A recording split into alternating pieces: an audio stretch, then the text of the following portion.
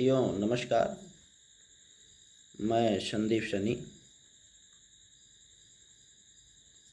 आज ये जो मुद्दा आदरणीय स्वामी प्रसाद मौर्य जी उठा रहे हैं और हमारे अयोध्या में एक राजू बाबा हैं जो अपने आप को संत कहते फिरते हैं, लेकिन उनके वाणी और जो भाषा शैली है, उनकी भाषा शैली से आप कभी संत की उपाधि नहीं दे सकते हैं। उन्होंने स्वामी प्रसाद मौर्य के वक्तव्य पे आदरणीय समाजवादी पार्टी के नेता पूर्व मंत्री आदरणीय पवन पांडे जी को चैलेंज दिया था कि जिंदा हो, कहाँ हो पवन पांडे, जिंदा हो तो जवाब दो। मैं उनसे कहना चाहता हूँ, राजू बाबा, जब आरएसएस के प्रमुख मोहन भागवत जी ने टिप्पणी की थी तब आपके मुंह में कौन सा जावन पड़ा हुआ था दही का कि आपकी बोली तब नहीं निकली। आदरणीय स्वामी प्रसाद मौर्य जी ने जो वक्तव्य दिया है उसका प्रमाण है।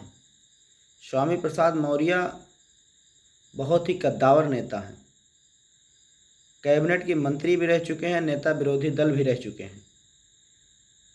वो जो भी बोलते हैं बहुत ही नपा और तुला शब्द बोलते हैं। अगर आपको उनकी बात का चैलेंज है, डिबेट में बैठ करके उनकी बात का जवाब दे दो। और एक बाबा हमारे अयोध्या का है जो फरसा लेकर चलता है, जो हमेशा जल समाधि लिया करता था। वो हर बात पे जल समाधि लेंगे, ऐसे समाधि लेंगे, लेकिन जब मुद्दे की बात होती है तो उनकी समाधि बंद हो जाती है। जब मोहन भागवत जी ने बोला था तब उनको औकात नहीं थी मोहन भागवत की बात को चैलेंज कर दें। मोहन भागवत की जो वाणी थी, जिन्होंने टिप्पणी की थी, उस पर एक भी शब्द बोलने की हैसियत इन तथाकथित बाबाओं की नहीं है। ये अयोध्या के सारे संतों को बदनाम करने की कोशिश कर रहे हैं। अयोध्या में बहुत अच्छे अच्छे संत हैं जो परोपकार का कार्य करते हैं, लेकिन ये राजू बाबा अशब्द बोल करके अपने टीआरपी बटोरना चाहते हैं, जो बहुत ही निंदनीय है और बहुत ही गलत है।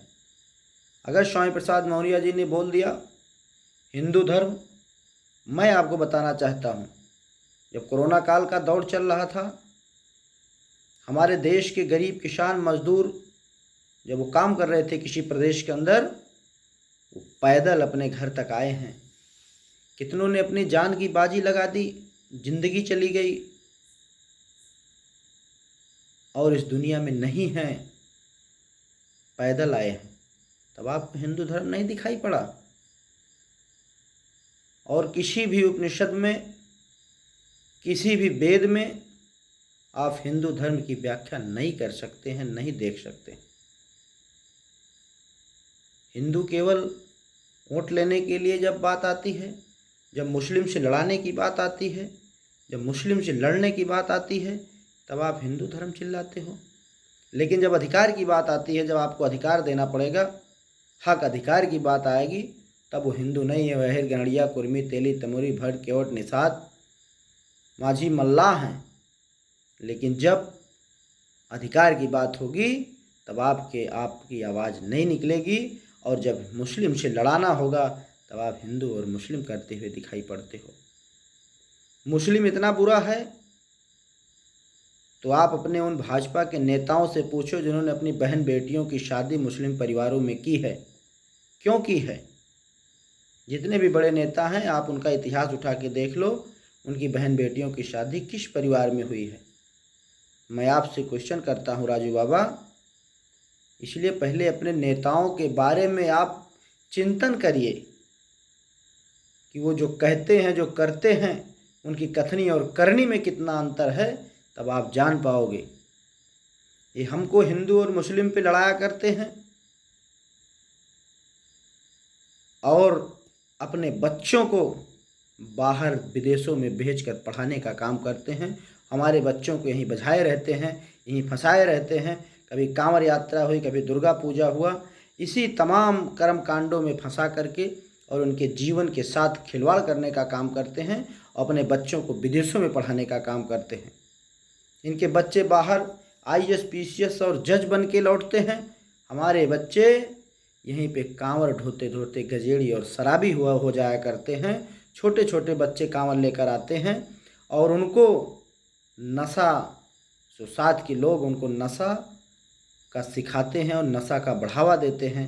इसलिए स्वामी प्रसाद मौर्य के जो भी उन्होंने वक्तव्य कहा है उसका मैं पूर्ण समर्थन करता हूं और स्वामी प्रसाद मौर्य के साथ कंधे से कंधा मिलाकर खड़ा रहूंगा और अपनी पूरी टीम के साथ स्वामी प्रसाद मौर्य का स्वागत करता हूं। और उनके इतना दमदार नेता जिन्होंने समाज की बात की है, इसलिए स्वामी प्रसाद मौर्य को फिर से अपनी तरफ से मैं हार्दिक स्वागत, वंदन और अभिनंदन करता हूं। आप इसी तरह समाज को जगाते रहिए, आगे बढ़ाते रहिए। दलित, पिछड़ा, आदिवासी, अल्पसंख्यक और जो गरीब समाज के, सवर्ण समाज के भी लोग हैं, उनका भी इससे भला होगा। उन्होंने जो आवाज़ उठाई है, चाहे समाजवादी पार्टी जब जातीय जनगणना की बात कर रही है, जातीय जनगणना हो, तो ये भारतीय जनता पार्टी के लोग जातीय जनगणना को रोकना चाहते हैं, उसको रोक रहे हैं। इससे आप सीधा अंदाज़ा लगा सकते हैं कि जातीय जनगणना से किन का फ़ायदा है, किन का नुकसान है। ये वही लोग हैं जो मंडल के नाम पे कमंडल लेकर आ गए थे देश और प्रदेश के अंदर। ये वही लोग हैं, ये वही लोग हैं हिंदू मुस्लिम के नाम पे दंगा करवाते हैं, हिंदू मुस्लिम के नाम पे ये जहर बोने का काम करते हैं। इसलिए इन आताताई लोगों से आपको हमेशा सतर्क और सावधान रहने की ज़रूरत है। जय हिंद, जय समाजवाद। अखिलेश यादव जिंदाबाद, समाजवादी पार्टी जिंदाबाद, स्वामी प्रसाद मौर्य जिंदाबाद, नरेश उत्तम पटेल जिंदाबाद, आजम खां साहब जिंदाबाद। जय हिंद, जय भारत, जय समाजवाद, जय संविधान।